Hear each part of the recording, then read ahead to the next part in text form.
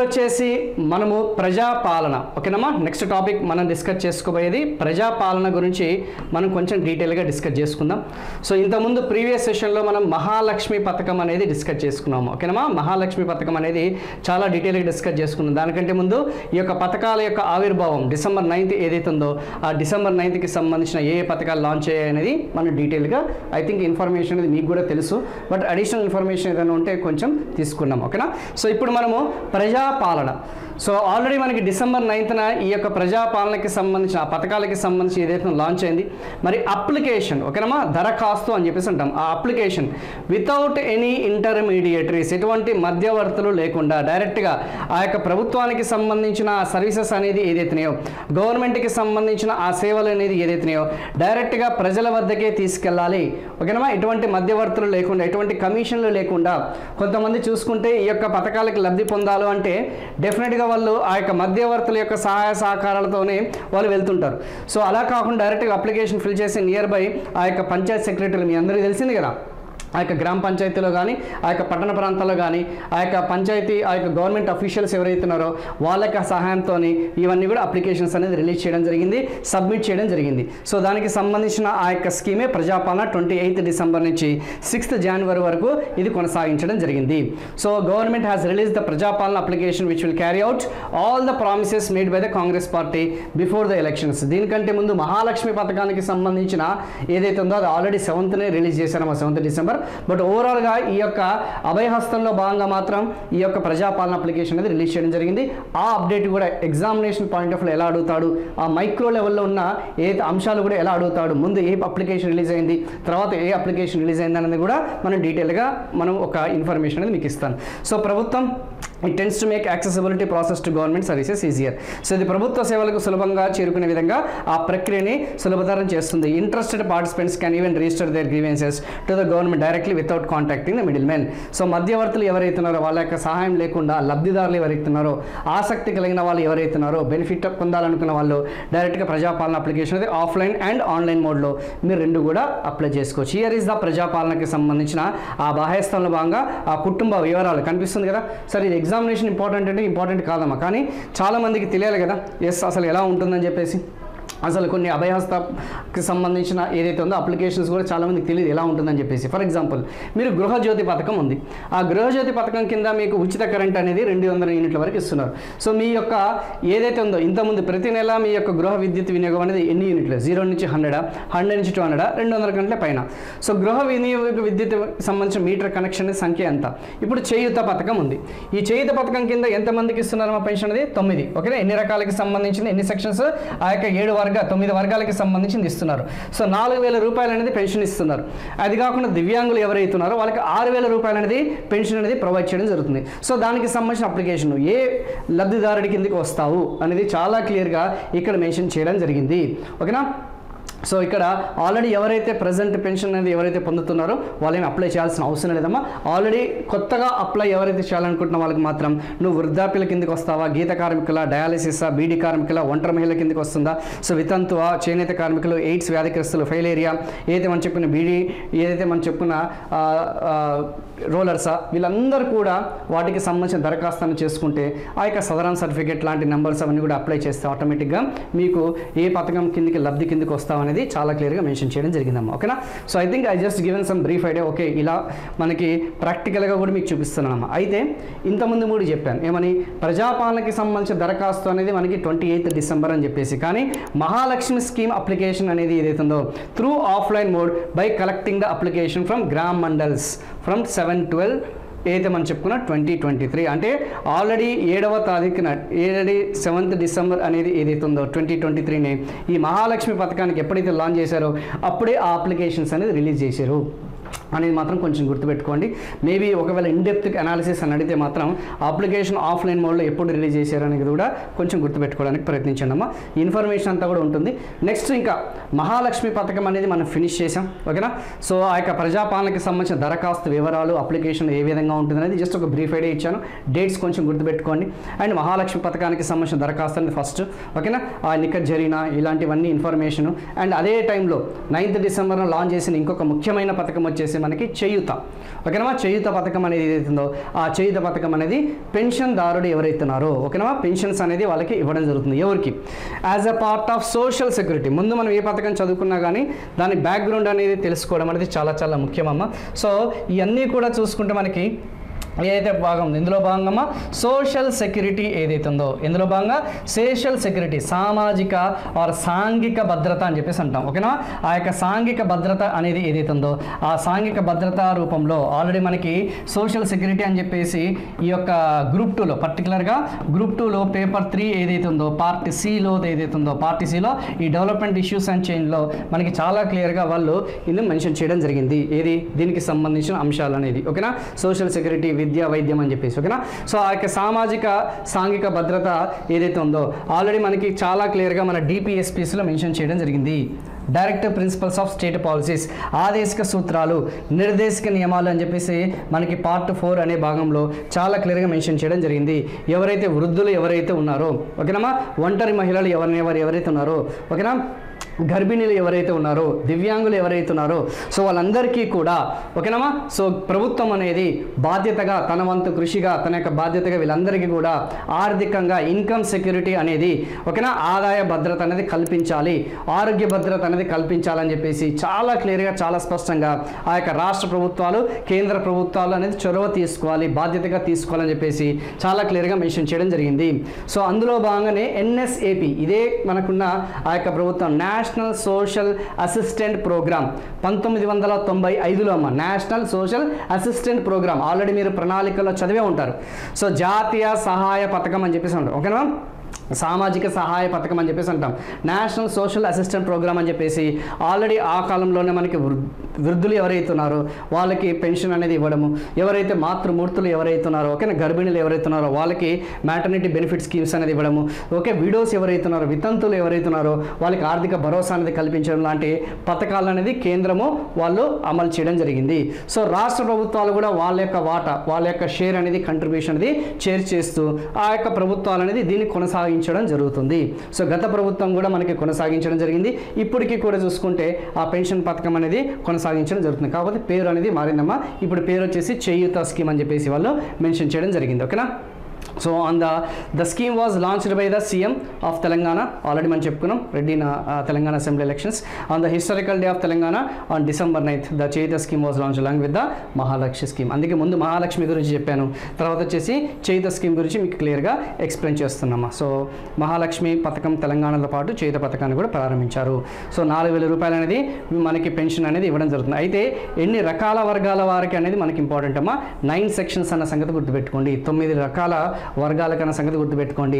అందరికీ 4,000 రూపాయలు ఇస్తున్నారు కానీ దివ్యాంగులు ఎవరైతున్నారో వాళ్ళకి మాత్రం 6,000 రూపీస్ అనేది ఇస్తున్నారన్న సంగతి గుర్తుపెట్టుకోండి. Very very very very very important as a part of election manifesto అభయహస్తంలో భాగంగా ఇవన్నీ కూడా ఇస్తున్నారు. మరి ఎగ్జామినేషన్ పాయింట్ ఆఫ్ వ్యూలో ఈ కాంగ్రెస్ గ్యారంటీలో ఎవరెవరికి ఇస్తున్నారు అనేది మనకి ఇంపార్టెంట్ కదా. మేబీ ఎగ్జామినేషన్లో అడుగుతాడా లేదా? Yes old age pension scheme widows ఓకేనా వృద్ధాప్యులకి సంబంధించింది డిజేబిలిటీ సింగిల్ ఉమెన్ ఓకేనమ్మా డైవర్సీ ఉంటారు కదమ్మా సో వాళ్ళందరూ కూడా సో బీడీ వర్కర్స్ ఎవరైతున్నారో వాళ్ళకి హ్యాండ్లూమ్ వర్కర్స్ చేనేత కార్మికులకి స్టోన్ కటర్స్ రాళ్ళు కొట్టే వాళ్ళకి ఎయిడ్స్ విక్టిమ్ ఏదైతే ఉందో వాళ్ళకి ఫైలేరియా డయాలసిస్ పేషెంట్స్కి వీళ్ళందరినీ కూడా కవర్ చేస్తూ వాళ్ళకి ఈ యొక్క 4,000 రూపాయలు అనేది ఇవ్వడం జరుగుతుంది. ప్లస్ డిజేబిలిటీ పెన్షన్స్ అనేది వీళ్ళకి 6,000 రూపాయలు అనేది ఇవ్వడం జరుగుతుంది. ఏదైతే మనం చెప్పుకున్నామో దివ్యాంగులు ఎవరైతే ఉన్నారో వాళ్ళకి 6,000 మిగతా వాళ్ళందరికీ 4,000. అక్కడ తెలుగు మీడియం వాళ్ళకి కంగారు పడాల్సిన అవసరం లేదు వాళ్ళకి కూడా పీడిఎఫ్ రూపంలో మీకు క్లియర్గా ఈ యొక్క ఇవి ఉన్నామో ఉప పథకాల్లో కూడి ఉంటుందని చెప్పేసి చాలా క్లియర్గా ఉంది. అండ్ ఎవరైతే ఇందులో ఆర్థికంగా వెనకబడిన వర్గాలు ఎవరైతున్నారో ఓకేనమ్మా సో ఆర్థికంగా అంటే ఏంది ఎకనామికల్లీ బ్యాక్వర్డ్ క్లాసెస్ అని చెప్పేసి అంటాం ఈబీసీలు అని చెప్పేసి అంటాం మీ అందరికీ తెలిసింది.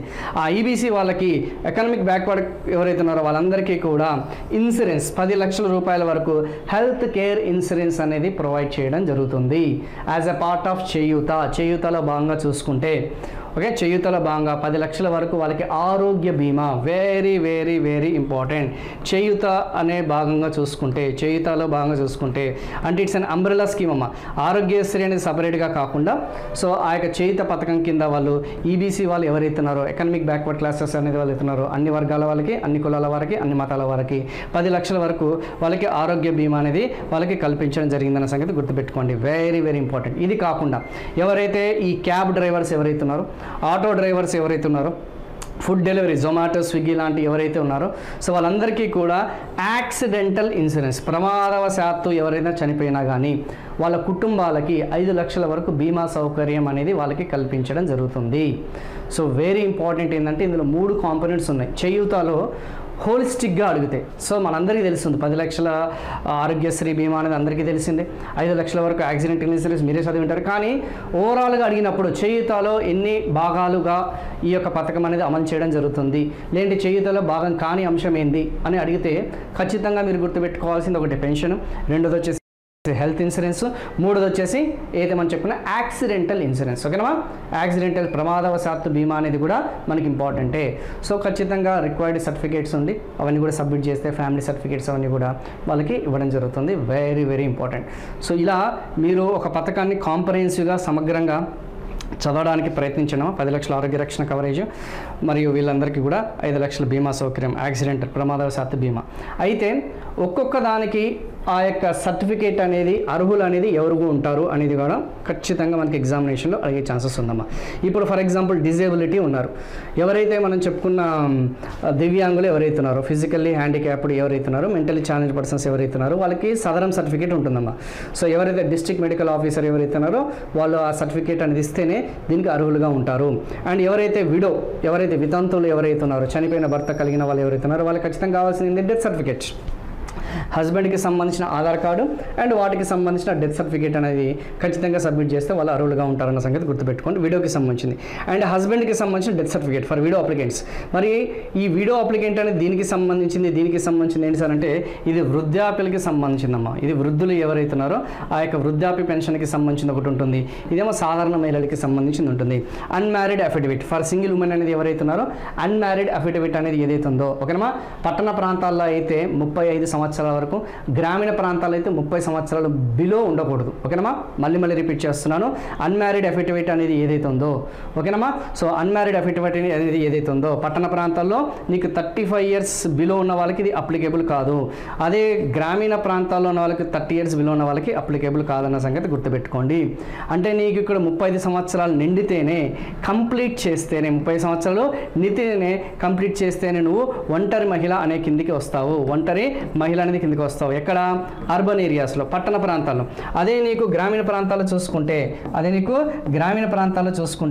రూరల్ ఏరియాస్లో చూసుకుంటే జనరల్గా పాత రూల్స్ రెగ్యులేషన్స్ గురించి చెప్తున్నాము, ఎందుకంటే ఆల్రెడీ మేము ఇవన్నీ చెప్పినాం కాబట్టి గ్రామీణ ప్రాంతాల్లో చూసుకుంటే ఒంటరి మహిళ అనేది 30 ఇయర్స్ అనేది మనకి కంప్లీట్ అయితేనే మనకి ఆ సర్టిఫికేట్ అనేది వ్యాలిడ్ సర్టిఫికేట్ అనేది ఇస్తారన్న సంగతి గుర్తుపెట్టుకోండి. ఇవేనమ్మా ఇన్ డీటెయిల్గా అడిగేది అదే. సో కేవలం చేయూత పథకం అనేది బ్లైండ్గా పైపైన చదువుకుంటే రాదు. సో ఒక్కొక్క పథకానికి ఆ 9 లబ్ధిదారులు ఎవరైతే ఉన్నారో 9 రకాల సెక్షన్స్ ఎవరైతే ఉన్నారో వాళ్ళకి ఏమేమి సర్టిఫికేట్స్ ఉంటే వాళ్ళు లబ్ధి పొందుతారు అనేది కూడా చాలా చాలా ముఖ్యమే. ఓకేనమ్మా. సో ఓల్డ్ ఏజ్ పెన్షన్స్ ఇక్కడ చూడండి, హస్బెండ్ డెత్ సర్టిఫికేట్ అని ఒకటి ఉంది, హస్బెండ్ ఆధార్ కార్డు అని ఒకటి ఉంది. రెండింటికి తేడా ఏందనేది మనకు తెలుసుకోవాలి. సో డెత్ సర్టిఫికేట్ అనేది ఎవరికి? 60 ఇయర్స్ బిలో ఉన్న వాళ్ళకి. మరి ఎవరైతే వీడియో అప్లికేషన్స్ ఎవరికి 60 అబోవ్స్ ఉన్న వాళ్ళకి ప్రతి ఒక్కరికి కూడా మనకి వృద్ధాప్య పెన్షన్ కిందకి వస్తుంది. ఫ్యామిలీకి ఒకరికి మాత్రమే అర్హత కలిగి ఉంటుంది.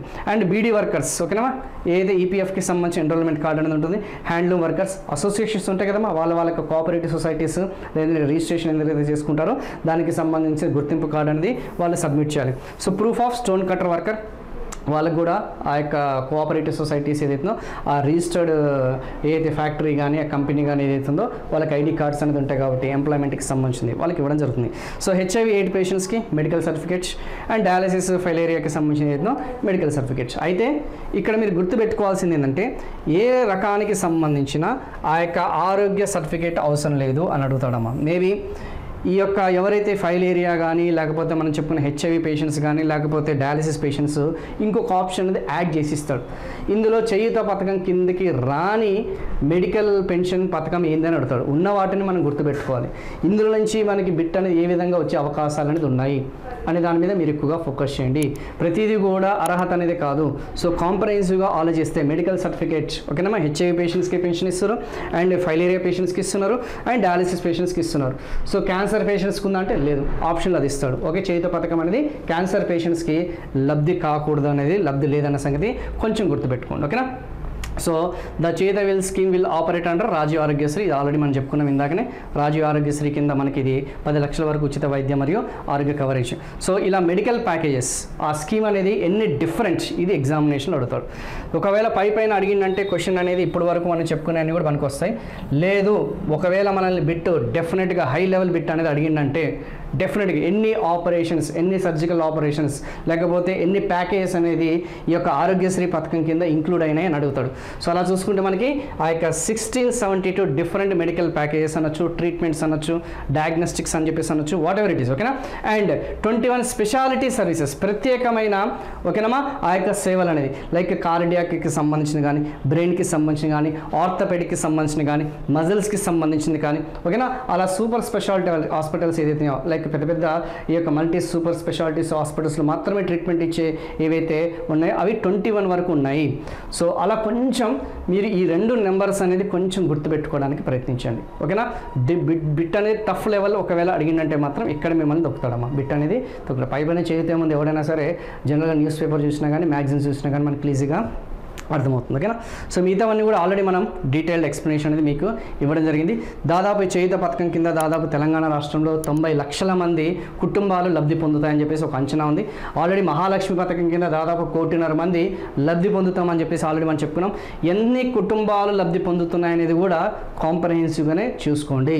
మేబీ మ్యాథ్స్ ఆఫ్ ఫాలోయింగ్ లాంటి ఎగ్జామినేషన్స్ ఇచ్చినంటే మాత్రం ఖచ్చితంగా మనం అడ్డంగా బుక్ అవుతామన్న సంగతి గుర్తుపెట్టుకోండి. ఓకేనా. సో డీటెయిల్డ్ అనాలిసిస్ అనేది మీకు ఇస్తే కానీ మీకు అట్లీస్ట్ మీకు ఒక ఇన్ఫర్మేషన్ ఇస్తే అట్లీస్ట్ రేపు ఫ్యూచర్లో ఒక 10 బిట్లలో డెఫినెట్గా 100% అనేది ఒక 50 to 60% అనేది మీరు ఆన్సర్ చేయగలుగుతారు. So applicant must be economical backward, ఒకవేళ అర్హత అనేది అంటే ఆర్థికంగా వెనకబడిన వాళ్ళు, ఇవన్నీ కూడా మీకు ఆల్రెడీ చెప్పానమ్మా. ఐ థింక్ డీటెయిల్డ్ అనాలిసిస్ అనేది మీకు ఇవ్వడం జరిగింది. నెక్స్ట్ దానికి సంబంధించింది అయితే ఇక్కడతో మనకి పథకం అనేది ఏదైతే ఉందో ఆ పథకానికి సంబంధించిన ఇన్ఫర్మేషన్ అంతా కూడా ఫినిష్ చేశానమ్మా. నెక్స్ట్ వేరే పథకంకి వెళ్ళిపోదాం. ఓకేనా. యా. సో ఇప్పుడు బడ్జెట్లో కంటిన్యూషన్లో భాగంగా చూసుకుంటే మనకి ఈ we have also made A capital expenditure, ఇది ఆల్రెడీ మనం చెప్పుకున్నాం. క్యాపిటల్ ఎక్స్పెండిచర్ అనేది కూడా ఎంత అనేది మనం చెప్పుకోవడం జరిగింది. ఇది బేబీ ఆ స్లైడ్ అనేది మనకి మిస్ అయినట్టుందమ్మా. ఇంకా నెక్స్ట్ వన్ వచ్చేసి ఈ యొక్క జాబ్స్ గురించి అనేది ఇన్ఫర్మేషన్ అనేది ఉంది. ఆ జాబ్స్ ఇన్ఫర్మేషన్ అనేది మనం కంటిన్యూ చేద్దాం. ఓకేనా. We are going to continue this session. So 12, 13, 14 అనేది మనం కంటిన్యూ చేసుకుంటూ పోదాం. So thank you.